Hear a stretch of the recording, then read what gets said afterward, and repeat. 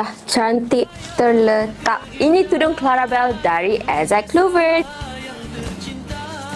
Okay, tengok tu, dah cantik terletak. Dan next step, yang ni kita letak ke belakang dulu ya. So yang ini kita pinkan dekat sini, dan yang ini kita tarik dia ke belakang macam ni.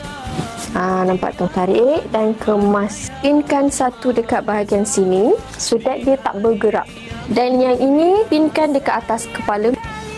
Okay, bawakan ke atas. Okay, kita pinkan dekat sini.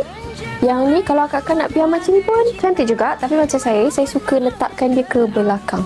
Nampak tu, dah siap. Cantik sangat. Tengok bahagian belakang dan bahagian depan. Akak-akak kena dapatkan tudung ni cepat sebab stok kita sangat-sangat limited. Dapatkan dari Exact Clover sebelum stok kita habis. Bye!